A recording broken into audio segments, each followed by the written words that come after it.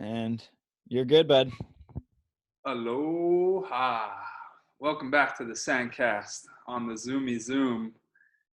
We currently don't have a studio right now because I moved out of my home, but we're going to have a nice upgraded studio once COVID is all over with. But you're listening to SANDCAST, brought to you by Wilson, our favorite beach volleyball. And it's just me and Travis here today. There's a lot to talk about. We had some fun last week in our super secret event. And there's a few fun fan questions, so we're excited to dive in today. Yeah, dude, soon you're going to be saying like aloha as your intro, like from the actual Aloha state. Yeah, finally. Yes. I just moved out of my house last night. It took forever. We definitely underestimated how difficult it is with a child. Like you can't one of us can't do anything. The only break we got was when you came over, watched the baby for like an hour or so just to walk her around the block in her red down Corvette. Dude, she was cruising through the neighborhood. Yeah. Oh man, it's a nightmare. But we got it done. Everything's in storage. House is gone. Escrow's closing. And we're moving out to the islands on a one-way ticket.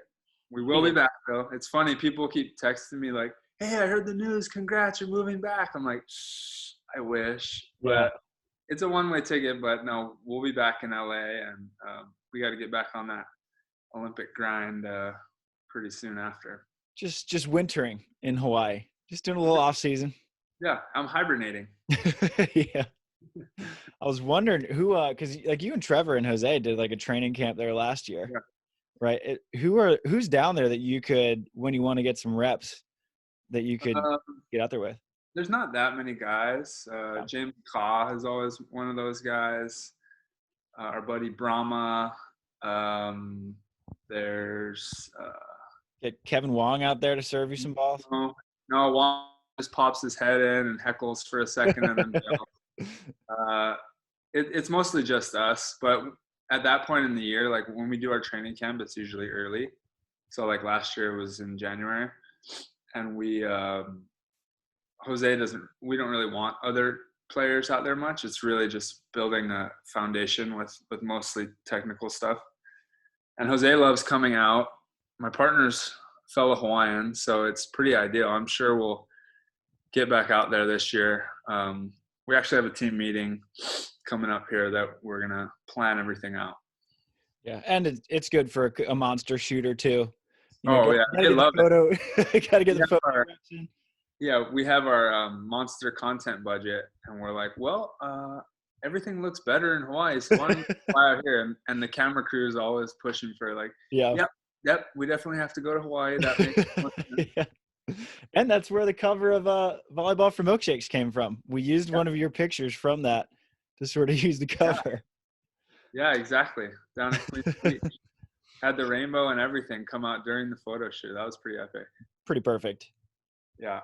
And luckily Jose is like fully on board. Like, no, we definitely have to do a Hawaii training camp. Yeah. We're all just like fully on board with it. No one opposed. Yeah. Exactly. Well, you got one last big event in before your move. Someone was asking about the super secret training event, training that you were doing. What was the event that was super secret here, Tri? All right. So we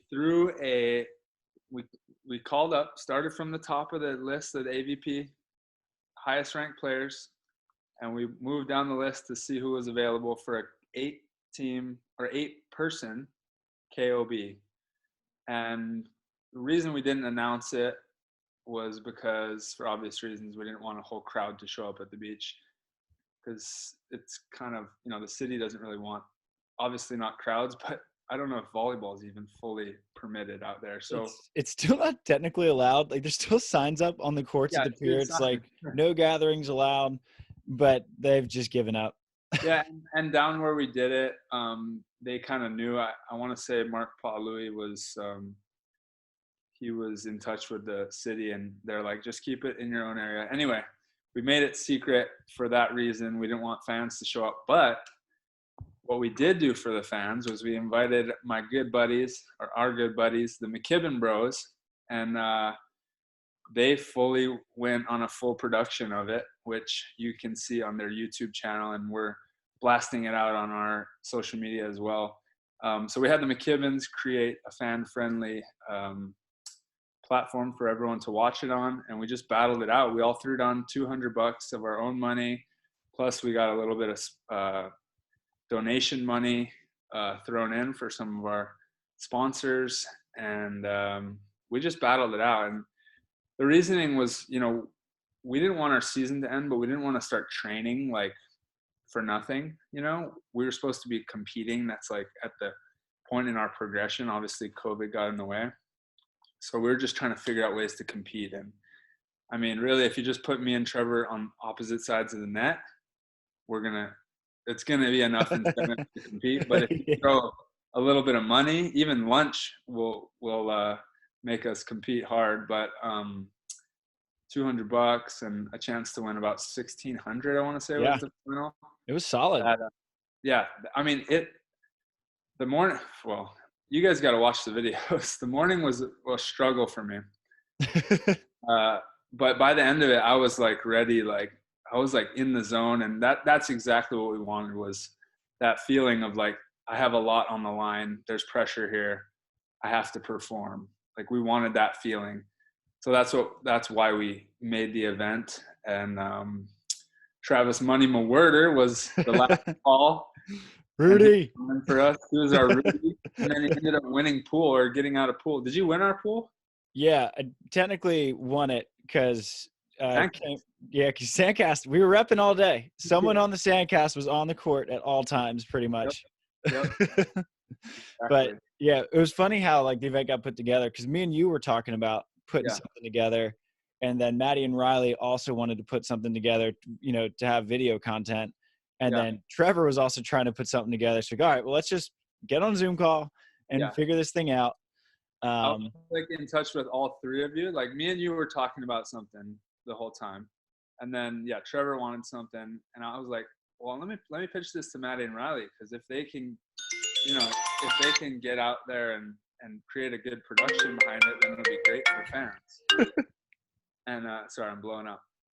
And then so I started talking to Maddie and Riley, and then I forgot to tell you, but then Trevor and Trevor started hitting each other up about it, and Trevor started planning it, and then I started planning it with McKibbens, and then talking to you, I was like, wait, what the hell is going on here?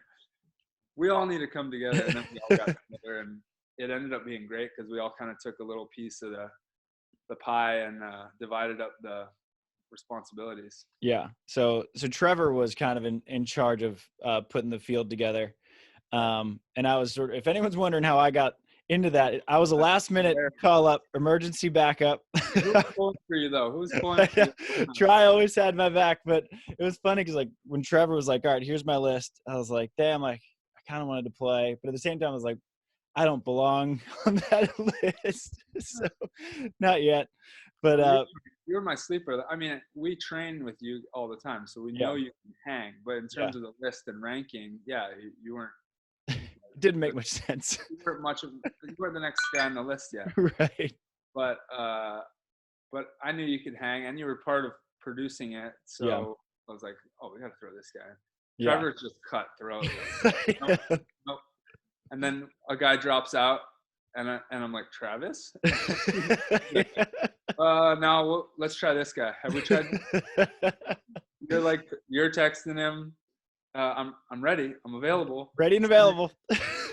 Travis is sending out Rudy YouTube video links to us. And then finally, who was the last drop? Troy. Troy Field pulled out. Troy Field was replacing Case Beer. Yeah. And then Troy pulled out with like a back injury. Yeah. And I'm just cheering Rudy. I'm like, all right, whatever, you're in. Yeah. And then Travis comes out and wins pool. Yeah. It was really funny. Yeah. So the field was great. It ended up being we're not going to give you guys a heads up of like kind of who moved on. We'll leave that up to the McKibbens, who have videos coming out Thursday, Saturday, next Monday, and next Wednesday. But the field was me and Try, Taylor, and Kame, Casey Patterson, Trevor, Avery Drost, and Stafford Slick. Mm-hmm. And so the format was everyone played for Standard King of the Beach. Everyone played a set to 21 with everyone in their pool. Top two from each pool moved on to the semifinals, and then the top two from the semifinal pool got to pick their partner from the entire field to play a match at the end. Yeah. So it was super fun. It was fun for me to be able to compete. Like, it's funny because like this is normally the time when we do our season ending episode, but this is like the very beginning of my season. That was the first tournament of my season pretty much. Right. Yeah. I guess so. Now, yeah, because I have a tournament going to Hayden's place next weekend, and then playing a tournament, 2 more tournaments in Florida after that. And then we have the big KOB in Tavares that you're not going to. You're one of the few big dogs that's not playing in that one. The one in Florida? Yeah. Yeah, so this is like, that was like the beginning of my year. Right. I wanted to play in that event in Florida. I also wanted to go to Tennessee to play in Hayden's event, which you're playing in, right? Yeah. Yeah, I was trying to make that all happen, but everything, I've been like trying to get to Hawaii for months now as well. Yeah. And everything came together all at the same time. I was like, you know what? Screw this. I'm going home. Yeah. And you guys, I'm going home. And at the end of the day, it's just one KOB. You'll have plenty of opportunities to play in tournaments. Sure. But that'll be fun. That's a pretty loaded field out there. Yeah, I'm excited. It's cool because it's USA point system. So going to China, it's paying off for me, baby. Snuck in last spot, main draw. Dude, I saw that. I was like looking at that list, and that's off legit points. You're killing it right there. Yeah, because it's funny because like I have a sneaky amount of international points because of I've done pretty well in Norsekas, and then China made main draw on a 3-star, which is better than winning 1-stars. And then me and Adam got third at the Cook Islands. So I have like a fair amount. It's funny, like once like Phil and Nick and Jake and a lot of these guys, once their points are washed up, I'll be like kind of up there in terms of FIVB. This is the system. People don't understand. People are like, oh, I think I want to be on tour next year, so I'm going to go be on tour next year.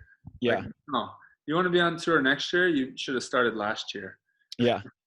I mean, everyone's going to move up at a different pace, but you're smart, dude. Now you're just watch. If 3 or 4 guys retire, which is expected, yeah, you're going to be one. Hell, you might slide into the USA stipend. I was looking at that. I was like, we got to stop Hayden from playing international events. Oh, Hayden's out, dude. Or he's just going to pick maybe 1 or 2. You know, Hayden knows. Hayden knows how this works. Oh, Hayden knows how to work it, but, Sean Scott knows all his tricks, though. Yeah. He's going to call him out that's his old partner. Yeah. So, like, 1s and 2-stars, like, I was just looking at them as just investments, just putting them in the piggy bank for later. And that's pretty good volleyball too, though. It's really good volleyball. I don't know about 1-star, but 2-star, like in Europe, that's really good volleyball. Yeah, 1-stars are weird because like Alex Rangieri hasn't made it out of a qualifier in the last 2 1-stars. So like you get these teams, and so the blocker that Adrian picked up for European champs, that's who I played in the quarterfinals in Tel Aviv. Who was that? I didn't even. His name's so Enrico Rossi got hurt, and so he had to pull up this blocker named Jacob Windish, and his partner, actually this lefty defender named Samuel Cadafava. That's a guy that the world should take note of because he is freaking good. Really? Yeah, he was like 20, and they played in the Rome World Tour Finals, and this kid like they went like 21-19 with Oleg and Krasilnikov. Like they're freaking legit. So when I saw Adrian pick him up, I was like, that's a pretty good pickup no one's heard of. They took 9th. So, I mean, and in Europe, man, that's a good finish. Europe's strong. Is he a big guy? He's like 6'7". Oh, wow. So this is the guy we got to keep an eye on. 6'7", yeah. 20 years old. Yeah, I think the defender will probably be the better player of the two. Yeah. But the blocker's good. So yeah, I mean, Europe. Did you catch any of the European champs? No, I'm the worst. I kind of wish I Yeah, did. I saw them post on Instagram. I was like, oh, that happened? yeah. Oh, you won. Okay, Dude, cool. looking at the field in Europe, it's insane. All the best teams in the world are in Europe. Like It's deep, yeah. the women's side is kind of the opposite, where it's you got Brazil, Canada, and the U.S., and then everyone else is they're good, but it's not great. And then on the guys' side, it's like holy cow, like Tali and Vickler got 25th. Oh, yeah. Yeah, Dang, it is deep over there, huh? yeah, They have like Europe is basically like the U.S. Like their world tour, their international events within Europe is like our AVP, I guess. Like they see each other a lot. They have such high competition. There's a lot of players to pull from. Definitely deeper than the U.S. as yeah, a whole, but yeah, I don't know. We need to calm that down and go kick their asses and put them yeah. back in place. Yes, we're relying on you and Trev to put Europe back in its place. Oh, I'll take that on my shoulders. So we answered one fan question, which is about your secret training. Someone asked 405 Lax asked where everyone's been training. It's we had like a couple run-ins, like a few practices got shut down in Hermosa, but once Mark Paolui, Greg Delgado, I think they talked to the chief of police and they just kind of said, hey, like if you can kind of keep distance when you're not playing, like we don't really want to be shutting you guys down. It hasn't really been a huge issue. Yeah. Yeah, they've been cool with it. Cops are driving by and we just kind of give them the heads up. Yeah. And did you see in Santa Monica, so at Ocean Beach, they put piles of sand in front, like on the poles. Yeah, so like between the poles, they just made like a sand dune. So the sand went all the way to the top of the poles. And so John Schwengel and I think Devin Berkey took shovels and tore down the sand dune so you could play in Santa Monica. Oh my God. So it was Schwengel was ticked. Actually, speaking of Schwengel, that kind of leads us into our next question. Who is a younger player that you see being successful one day, someone a little bit more unknown than Eric Beranek and Andy Benesh? I think the obvious answer for everyone should be Miles Partain. Yeah. Miles, I think he's so freaking good. Like I was talking to Adam Roberts and Adam was like, I expect an Olympic medal out of him one day. That's and cool. He's looking like Paris 2024, but Miles will be at UCLA. So I don't know, but I think LA 28, I think I have no reason not to think that Miles wouldn't be there. Yeah, I mean it's definitely early on. You look at like football recruiting, basketball, where like that guy at 18 was the guy, and then you get to the later levels of professional, and that's not the case anymore. And I think a lot of that just has nothing to do with his potential and whether he can do it. It's just really like until you grow up and kind of start turning that corner to adulthood, you don't know if that's really the life path you want to take. And when you're younger, some kids get pushed down a path. Anyway, that's the only reason I would be like, I wouldn't commit to it and put all my money on it right off the bat. Obviously, these kids love volleyball, and I think, yeah, you're so right. Like Miles, his game, he trains with us, and he'll come out on top on any given drill. I guess it comes down to like that competing on the big stage, that competitive drive. I think that's like the thing that really separates people, because once you get to this level, he's just a great all-around player, but there's nothing like specifically that he's going to do that's just like, whoa, he's going to be the best in the world at that specific. Yeah. Whereas like some players are just kind of freakish in one way or another. Yeah. So it's going to come down to his competitive drive. And I think, like Hayden said, the key to like taking that step to greatness is consistency. So, but yeah, I mean, I'll agree with you. 2024. Yeah. And Miles, he's going next. Sure. Yeah. Yeah. He's on scholarship at UCLA. So, I mean, he'll still be in college. Also, is he physically really? He'll be in Yeah. college. No. Is he physically going to take another step? You know, like because Yeah. he jumps well he jumps well, does everything well, but not like world class in Yeah. any way physically.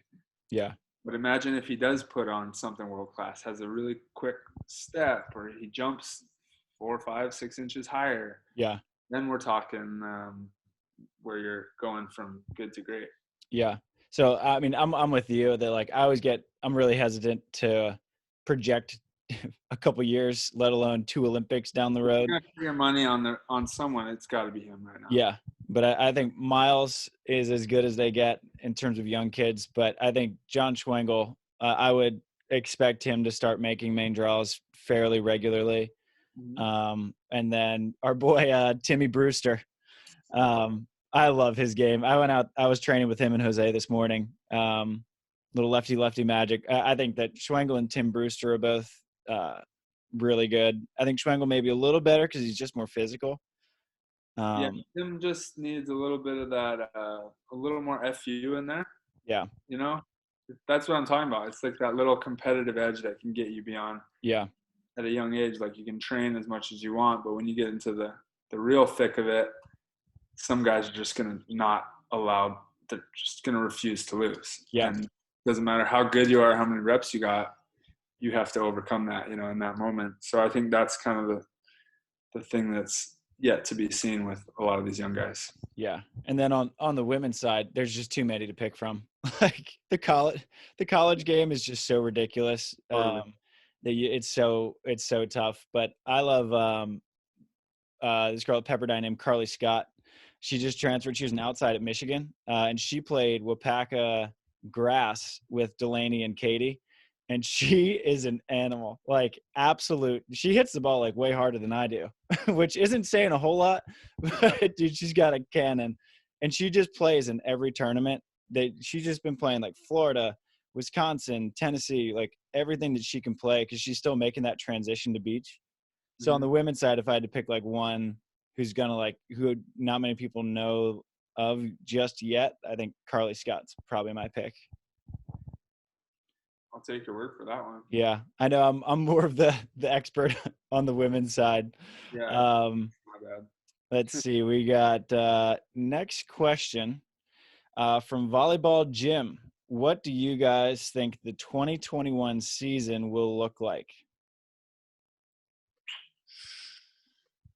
Oh man, that's so up in the air. I guess what we're planning on it looking like or expecting it to look like is just to basically mimic exactly what this year was supposed to look like. Except I would imagine there's going to be, for sure, you know, probably no fans or less fans at every event. There's going to be all the regulations and whatnot. I'm sure there'll be a few cancellations. But they got to run something, you know, something has to happen. If Olympics is happening, these qualification events have to happen. Yeah. Unless they just want to give me the spot. I was going to say, you're probably rooting for nothing till Tokyo. Yeah, I'm not planning on that one. I'm not holding my breath. Yeah. But that's like, we literally have no idea what's going to happen, except for, I believe that the promoters from last year who had events set in the schedule are going to have the priority to rerun those events. And so we're kind of just expecting that to happen. Yeah. And then for AVP, I can't imagine that sponsors are jumping at the opportunity to sponsor any sporting event right now, like either football, NBA, AVP, whatever. Especially if you look at like the viewership numbers. I think the AVP's viewership was great for the Champions Cup, but I know like NFL viewership is tanking, the NBA viewership is tanking. Yeah. So I think the landscape will probably be much different. I think it'll probably maybe have to get a little creative in terms of revenue streams. Yeah, I would think that they would at least run more events like they did here, because I know that was a lot cheaper for them to run those. Obviously, you need sponsors on board, but I can't imagine that they wouldn't jump at that opportunity to run at least, maybe double what they ran this year, because that was all last second, you know? Yeah. I mean, shit, they could put together 10 of those. Yeah. From what I understand, it's putting together like 15 of those events without fans that they did this year would be the same price as running 7 normal events. Nice. Yeah, because I That's know making that up, but I know it's significantly cheaper. Yeah, because I know that the AVP was really happy. Like they were stoked with the way it turned out. Right. And I think the numbers in terms of viewership on Amazon Prime, from what I hear, were great. They had great sponsors: Porsche, Monster, Wilson. So I think like if the AVP is in a situation where we can't run events with fans again, at least they have that as like what looks like a pretty attractive backup option. Thank God. Yeah. And worst comes to worst, we'll just keep putting on secret events. We'll just put together our own like little YouTube tour. Yeah. All right. So Kiwi Kid has 9 questions. Let me try to pick a couple that we can go with. Let's see.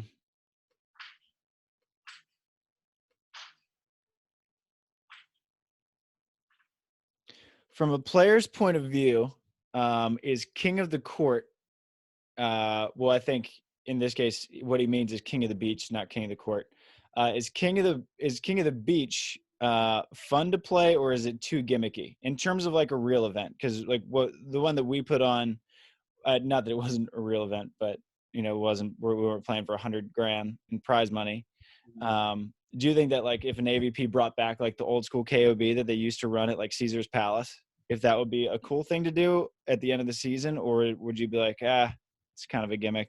For the fans or for the players we're talking? For players. No, I think it would definitely carry weight. If they run a KOB, I'm gonna want to be the one to win that. Like, yeah. We haven't run one in years. Like, you want your name, you want that on your resume. Yeah. It's the only tournament where your name goes on there alone, you know? And I think it carries a lot of weight. I mean, look at Hayden. That's single-handedly what got Hayden's career off the ground was, I want to say he didn't win an event before that. That was his first win. Yeah. Yeah. So he was somebody, because he was an indoor guy transitioning to the beach for a few years. And then he came out and won the KOB, and then now guys want him. He won it again. Now it's like, okay, this guy's elite. Like, he is not on his way up. He's here. And then he started winning tournaments with his partners after that. Yeah. I think it carries huge weight. Obviously, you want to see good prize money, so there's more pressure on the line, and it's easier for the fans to buy in that way, I believe. Yeah. When you're like, wow, these guys are playing for something huge right now. And it's just for one guy, you know? And then the partnerships mixing up is so fun. Like, I felt like I could be so creative and play so differently with each player throughout the day. And I mean, any given match, as you guys will watch in the KOB video, I play with a certain guy twice, and they're exact opposites of the two matches. There ended up being opposite results. Well, you're playing a much more formidable team in the first time, so It was a cakewalk at the end. I think the timing, if the AVP or the FIVB were to put on a King of the Beach, I think the timing's important. Where I think you have to have that at the end of the season, when like you're not going to put it in the middle where then you have to resume playing with your old partnership. I think it's great end of season. Like, it's a fun competitive event where I think for players it's fun because you get to try new partnerships. Like, I remember Casey Patterson loved the KOBs because his dream was to show up for Phil and be like, Phil, like, I'm playing really good with you. Pick me up. So I think it's fun for the players to play with guys that you wouldn't normally play with. It's fun for fans to see those partnerships. I think it's fun to see who guys draft too. Exactly. And for fans, like, you always wonder these partnerships. You're like, dang, these things are great, but imagine if those two players got to play together. Like, you get to see it out there. So I think it's it's great in that sense. If you were gonna do it during season, you'd need like almost like an all-star break period. Yeah. Where we have a week off before and then a week or two off after, so that we can train without our partner for a few practices and then get back to training with our partner and continue. But I agree, it should probably happen at the end. Yeah. And my pool right now, as it stands in the KOB in Florida in a month, is Phil and Hayden. And then someone's coming out of the qualifier. And so like Phil and Hayden is a team that everyone's wanted to see for so long. It's true. Yeah. So I'll let you guys know how it is. You're shoveling everything onto the and Phil's like, no, set it back. You think Nick's begging for options now? But Hayden sets options where it's not an option at all. It's you gotta go. Yeah, you gotta go. There's no option there. Yeah. The next question is from AJ Mahalik, asking why you and Trev dropped out of King of the Court. So we trained for King of the Court, which was awesome. That was the biggest part, was like we were happy to have an event scheduled there. Yeah. And honestly, it's really fun to play that game, and the stadium was awesome. So we really wanted to be out there.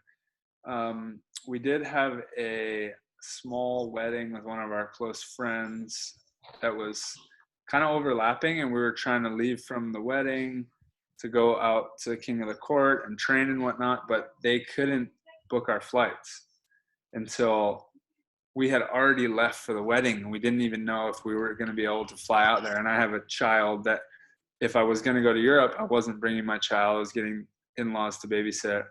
If I wasn't going to Europe, then I was going to bring the child and then see family after. And so they couldn't tell us before we left for the trip already. And, you know, with COVID, with the fact that you could get injured playing in an event, the money was not good. It was more just to go to play something. And I think the biggest reason was we felt like we got a ton of the value out of King of the Court just by training for it, having some intention behind training and not just showing up for nothing. So we decided last second that we weren't going to go. But we're still happy we got a lot of value out of training for it. But that's what happened. Kind of bummed we missed it though. Yeah. I'm assuming you watched maybe a little bit of it at least. Yeah, I watched. It was awesome. It looked so fun. Cool event. Yeah. That stadium was sick. Yeah. It dude, the Belgian guys, I'd never seen them play before. I was like, holy shit. Oh really? Who are these guys? They can ball.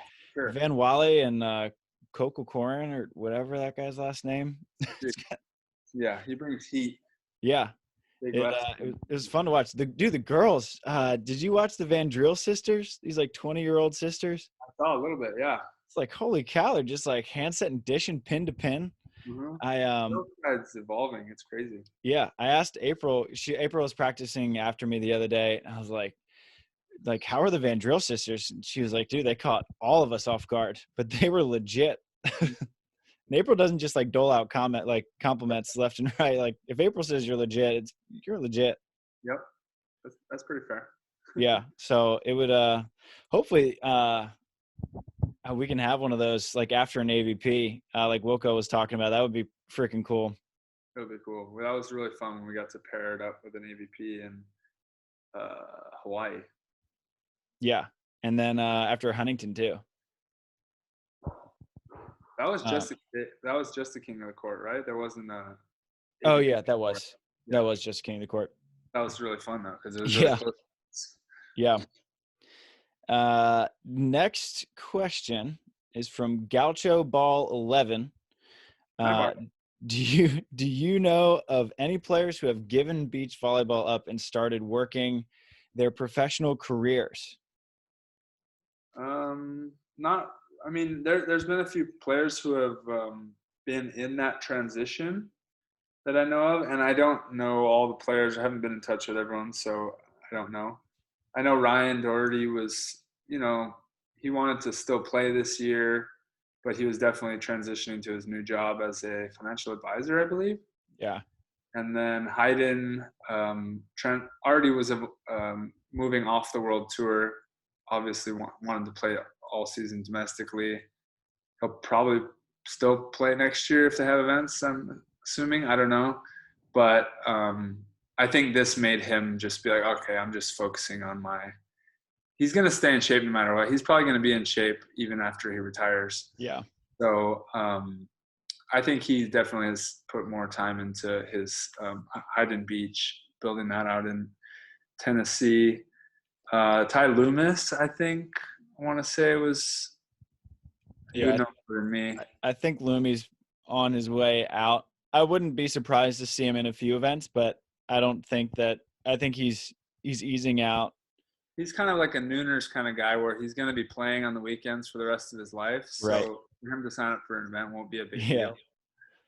I think I would say Loomis probably on his way out. Ryan, I could see Ryan just being one of those guys like going into like a Kurt Topple phase where he plays the California events. Right. Pop in for Manhattan, Huntington, Hermosa, but New York, I'm okay. Yeah. Engaged. Recently engaged? Is that what you said? No. I said Kurt Topple phase engaged. Getting in the Kurt Topple phase. Yeah. I'm interested to see if Chase Frischman plays again. I was going to bring up Frischman. I don't know enough to speak on it, but I know he's been getting into the real estate game, right? He's kind of on an existential journey right now, just road tripping across the country. That sounds more like Frishy. Yeah. Ubering for weddings, I heard. Yeah. Chauffeur. That's his professional gig. We got him started. We wanted to launch the Chase Frischman Uber gig. Yeah. Like Brunsting, I don't know if Mikey's gonna come back into it. Well, a lot of these guys are kind of doing part-time anyway, and like getting their coaching career, getting their other careers going, and seeing where volleyball takes them. But in terms of the top guys, I think most people are sticking around. Rosie sounds like he's got like a little bone to pick with anyone doubting him. So he's working hard on his rehab, which I love. C. Pat sounds like he's going to be around for AVPs for a while. Like he just loves it too much. But I'm sure he's got like 4 jobs he's doing. Always. Taking 800 milligrams of caffeine a day. Oh, for sure. So I think on the women's side, I don't know. You never know what happens with, the ones who are pregnant and how they come back from it. Yeah, Irene. There's Irene, Betsy. Lane Carrico. Lane. I don't know what her plan is either. Kaya Marciniak. Mm-hmm. Yeah, so I think for the guys it's more like who's going out to find like jobs and stuff, and for the women it's kind of who is willing to really kind of make it work after post-pregnancy. Yeah. Exactly. So it'll be interesting. 2021 will be interesting in like every way possible. Well, 2022 is going to be even more interesting, I think, because of the men's side with all these older guys that, they said they were going to step away in 2021, obviously pushed to 2022, but like, what will that look like? What will the men's side look like, Yeah. A lot different. Yeah. All the guys you've been waiting for to get to leave are now they're finally gone. Well, we'll see. Yeah. Feels like, Paris is just a couple of years away. It's like, well, I already had to I already played a year into the squad. Yeah. It's another year, and then I'm back in qualification. Yeah.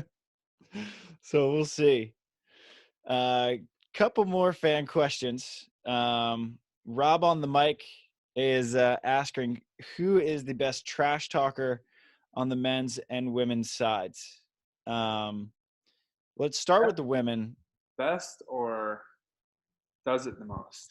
Because, does it the most is Trevor, but it's not like Trevor's creative, Yeah.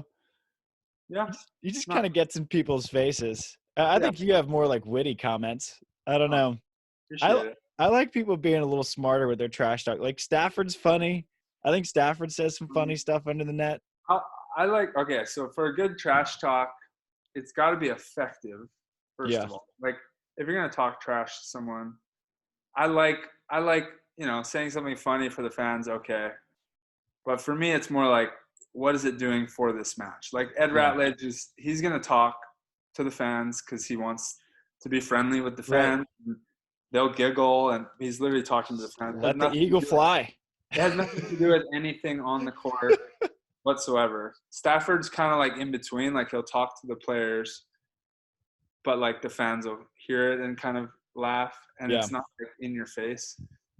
Trevor is, I think, very in your face, partially like intimidation factor, like if you're kind of showing weakness, and partially, I think mostly it's just to put more pressure on himself, get himself going. And then he likes being the villain. He understands his role in our sport, which I agree with. It's doing well for him. Yeah. But for me, it's like a combination of all those things. For me, I like making the fans laugh, but in the match, I don't care. If I'm going to talk, it's going to have intention behind, like, first of all, if you come at me, then I start getting louder. Yeah. Like, I usually don't go after people unless they're really showing weakness or something. Yeah. But I think you just test people, and if they start to collapse, then you keep the heat on them. If they start to come back at you and they start rising up, then it's like, okay, I'm not gonna make you raise up anymore. But that's my 2 cents on it. And I don't know who's good. I actually kind of like Nick Lucena. Yeah, he's like, he has intention behind it. He knows when to fire up, but he's also like an extremely nice guy. So like after the match, I'd be like, sorry. Dude, I loved Nick with the hot mic. So Casey, he was playing Casey and Theo, and Casey hit one of his like short wrist away lines, and Nick dug it, but his dig took his hat off, and Casey was like, "That's a double," and Nick, like middle of the play, is like, "Fuck you, Casey." Oh, for sure. Yeah, it was awesome. I like Nick's trash talking. Like Casey is all about. It seems like about the fans. Like, he builds up his own guy. Yeah. He wants people to hear him. He's talking for himself and for the fans. But I like the people who are talking to the other side and like playing that into the strategy of the game and whatnot. Yeah. Phil doesn't talk. Nick. There. Who else talks? I like your answer of Nick. Nick's a good one. He's sneaky though. Yeah. When we were playing him, like for example, when we're playing and Trevor's playing against him, like he starts talking. Yeah. He has his witty dialogue. So, yeah, I guess we could give it to Nick. Yeah, we'll give it to Nick because everyone expects Trevor. But I'm going Nick, too. Yeah. For the women. Just because you make noise doesn't mean you're doing the right thing. Yeah. For the women, who kind of talks a little trash or at least, like, give some stare downs that are, like, bone-chilling is Sarah Pavin. Oh, yeah. Oh. When Pav is like, when she's pissed off, man. In terms of like Eye of the Tiger, like, whoa, like, yeah, jeez. Not want to, yeah. Sure, Pavin like is so competitive and fired up and and everything. Yeah. Yeah. Tracy. Also, even Kleinman. Like Kleinman has this side to her that turns. Yeah. Like, whoa. Yeah. Because I think Alex and Sarah are both in like they don't really care if you're going to be friends with them afterwards. They're just like, don't bring that shit in here. Absolutely. Yep. Tracy Callahan talks a little bit. Really? Yeah. I haven't heard too much of it, but she would, I could see her intimidating as well for sure. Yeah. Thanks for hitting those Mikkel workouts. No kidding. And then the most annoying person for me to play against, she's sitting right next to me, is Delaney. Just has these witty comments, just like super dry trash talk. Like Trevor's really in your face, but Delaney will just give you these little things. Like she was playing fours a couple weeks ago, and she blocked the same person twice. I forget who it was, and she just looked at the setter and she was like, "Maybe you should try setting someone else." She just says little things like that. They just dig at you. Yeah. Wow. I'm sure Yeah. that's how it is with the husband-wife relationship too. She can just Oh, whittle you she. down with a little chisel. Yeah. She knows. Next question from Bombs Away. We'll do two more. How much do you try to develop your own style versus model your game off of others? For me, this is like really similar to actually kind of fighting like what we call like your writing voice. So like when you start writing, you're sort of like copying your favorite writers and trying to do imitations, but your imitations end up being terrible because you're not that writer. Right. And then you're like, okay, well, this worked, and the rest of this we can throw out. And then you kind of add other elements of other writers until you get comfortable enough in your own skin where you sort of developed your own voice by bringing in elements of all your favorite writers. Where for me with beach, because like I hadn't really, before this past year, I hadn't really had much formal training. I just developed purely off of other people's game that were around like 6'4" to 6'6", undersized. So like I pulled a lot from Tim Baumgren, Madison. I watched a ton of film on you. It was funny, like Jose, I ran a 4 today, and Jose was like, "Oh, looked like try with the hands." And I was like, I think I've probably watched more of Try's film than he has. So I like my development was pretty much exclusively other people's games until I started to figure out. Another one was actually Trevor, because me and Trevor are kind of similar in that neither of us jump like crazy high. We're not like super physically gifted, and we don't hit all that hard. But Trevor, his vision is like ridiculous. He just hits it where the other team isn't all the time. And I'm like, okay, well, I can probably try to do that because that's something you can learn. You can't really learn to hit the ball like Taylor. That's kind of a genetic gift. Sure. So mine was like exclusively other people's games. And now I've kind of carved out my own little style based off of that. And for you, I mean, you had the complete opposite approach to volleyball where you grew up playing it. Yeah. I think you nailed it though. Like, I think that's the approach for sure. And for me, it was like, honestly, more of the same, except for I started with this foundation of feel, where I remember being a kid and playing on the baby court and getting this feeling of blocking where I was like, oh, like that's what it's supposed to feel like. Nobody taught me it. And I just started doing it more and more. I'm like, yeah, I'm dominating my friends. Like, I'm one of the only guys who's blocking people straight down right now. Like, this is awesome. So I started replicating those feelings a lot. And that's kind of probably the most valuable way to develop your game is like to feel something that works and then replicate it and then make it your own. Like, that's my thing. It's not like someone taught me how to do it. I felt it. But then you also have to be open to learning from other people, right? And you see other skills and whatnot that people do. And I think it's just important to not get caught up in it, which is why I agree with like what you said about how writers do it or how you do it as a writer, finding your own voice. It's the same thing as finding your own game. It's like, my game's my game. There's all these blank pieces to this puzzle.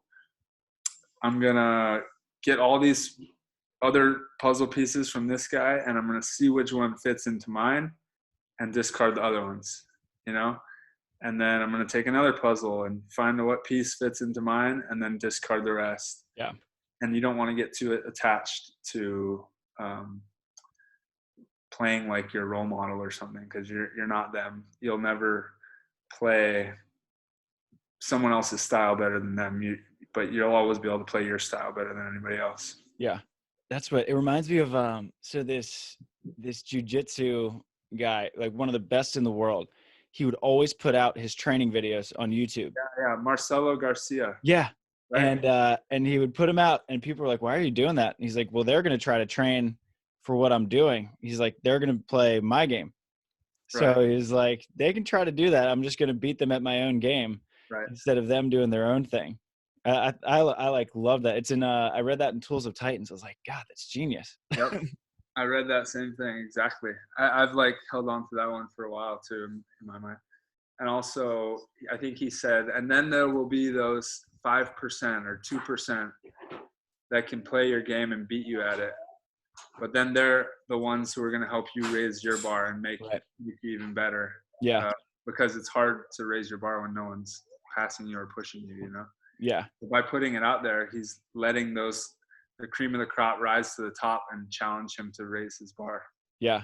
And I love that too, that people, I feel like the best in the world appreciate like a worthy rival. Right. You know, like I think that Anders and Christian probably love how much the Russians have pushed them before Tokyo, because like they're gonna have to change their game. And now you see them like run those little bump shoots and stuff, and like they're mixing things up. Well, imagine if Hayden, Phil, Nick, these guys retired when they were 40, or not. I mean, Phil and Nick are 40, but like Jake when he was 40, you know, all these guys a whole quad ago. Like, we would not have been challenged even nearly as much as we have been, which, you know, there's no way my game's going to be as good as it is now because of that. I might have more wins to my name, but for sure, like when I look back on my career, I'm going to be like, even though I freaking hate Jake as a competitor, as a rival, you know? Right. Not as a person, but he's probably going to be the one that I'm like most thankful for. Yeah. Soon. Who knows? But no, I think you're right, because I mean, I think that, you know, as the middle sibling of between two other brothers, you know, I had both kinds of motivation, right? I had to like, I can't lose to my little brother, but I think far more motivating for most competitors is I want to beat the big dog. Like I want to go beat my older brother. So like whenever I would go into basketball practices with, you know, the varsity team when I was in 8th grade, you know, then it's like, all right, well, you got to step up your game. And that's what they've made you do. So even though like in the moment, you know, maybe you would have more wins, but I think down the road, you're going to look back and be like, all right, you know, Jake, I hate to say it, but I'm grateful for all those times you kind of stumped me with that deep middle swing every time. Yeah, exactly. We'll do one more question. This is from College Beach Fan. And Try, I think you'll probably appreciate this one. What would you change about the Olympic qualifying process? Ooh. If I had an ideal world? The ideal world. This one's kind of tricky because I do believe that the world tour team, the Olympic team should be decided on the world tour because that's the best competition in the world, and that's who you're playing in the Olympics. And it's also like the hardest. It's hardest to be on that grind in terms of being a professional athlete, like to go on the world tour and grind it out against those teams, travel included, everything that comes along with it included, the pressure, all that. That's the greatest challenge, and that's should give the greatest reward. In terms of success of volleyball in the US, I wish it was decided on the AVP tour. I think that would help our fan base. I think we could put a better product out there. I think all of us, I mean, I guarantee all of us top level guys would show up to every event. I think that's what we need. To be honest, at this point, I'd be willing to sacrifice the fact that I think that the team should be decided on the world tour to get that value of volleyball in our country, like to really, quote unquote, the words are used way too much, but like to really grow this sport to what we want it to be, I think that the domestic tour has to hold that that position, and we need to just battle it out over a bunch of events in the US in front of our fans against each other. But yeah, I don't know what the answer is, but that's my ideal world is where we have a mixture of the two.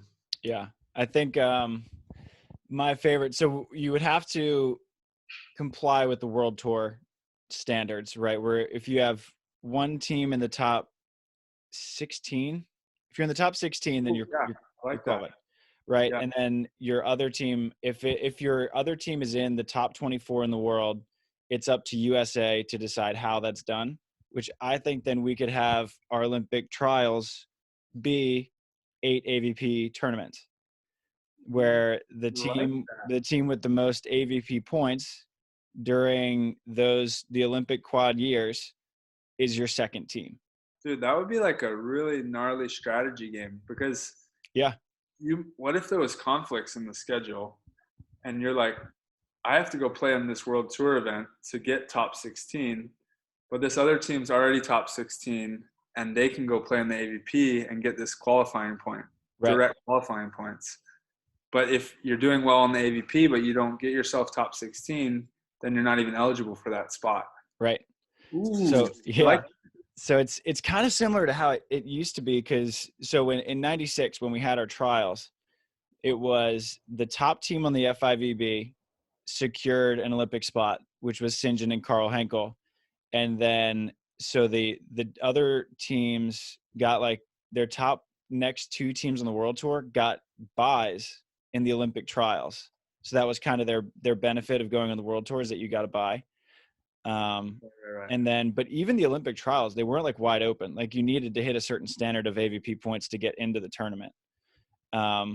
So that was kind of like a dual system of qualifying world tour and AVP. I would love to see a dual system, because like I do think that you need to prove that you can compete at the world tour level with how much better the world tour is. What'd you say? Like, so there's top 8. If you're top 8, then you automatically beat the teams that's top 16. But if you're both between 8 and 16, then that spot will go to the world tour. Like right now, all 3 spots would go, to the AVP tour. Yeah.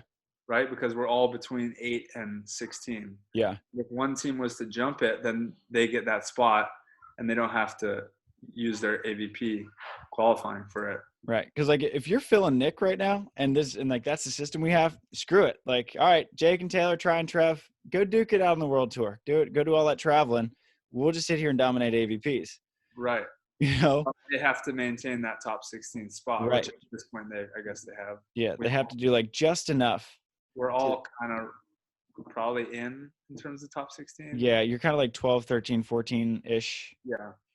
But I think that's my dream system right there. Maybe we throw it out there. Let's throw it out in the universe right now. Let's do it. And, it's in the podcast universe. It's on Spotify now. Pretty far out there. Yeah. But I like that little hybrid system. Yeah. So, and I write for the FIVB now, so I can just sneak some things in there. It's really hard to qualify top 16 in the world. That's not an easy thing, especially in this day and age. It used to be way easier. Yeah. Like 8, 10, 12 years ago, it was way easier. I talked to Phil and all them, not from my experience, but like talking to Phil and them, they're like, first round or 2 was no big deal. Yeah. Or now it's like 1st to 25th is like not uncommon at all. Yeah. I mean, like freaking European champs, first round of playoffs was the Germans and the Italians. Tali Vickler versus Nikolai and Lupo. Jesus. It's like, well, jeez. Well, Olympic silver medal and world champ silver medal. Yeah. And world tour finals. The Germans were in the finals of both, I think. It's crazy. Oh, yeah, you're right. So nuts. But that's the last of the fan questions, which like we reached good hour mark, good solid episode, our end of season fan question episode. Right, exactly. Yeah, but end of your new life chapter starting for you. Fun times. Yeah, I like that. This end of season, we ended practices for the year. We just have a team meeting before I fly out, and I don't have a house. My truck lease was up. You're the homeless one now. I am homeless. I might be going in on a boat. We'll see. Nice. Somewhere to sleep up here. No, I'm joking. I'm sitting in my in-laws' house. Yeah. I'm spoiled. But, it really is a new chapter. So hopefully this brings new success. Yeah, so we'll be doing a long-distance Zoom from here on out for the next couple months until further notice. Yeah, maybe I can get a nice little backdrop going one of these days. Yeah, unless you need a little Hawaiian training camp practice dummy, just let me know. Just might. Ready and available. Rudy's ready and available. And yeah, everyone for sure go check out. You probably already watched it, to be honest, at this point, because we've been rolling it out. But check out our YouTube video. We collaborated with McKibben Brothers, so it's on their channel. They edited it together and did an amazing job. So check it out and let us know what you think. Yeah, we'll try. Good luck with the rest of the move. Hopefully I'll see you before you get out. And if not, go play some volleyball for milkshakes. Yeah, buddy.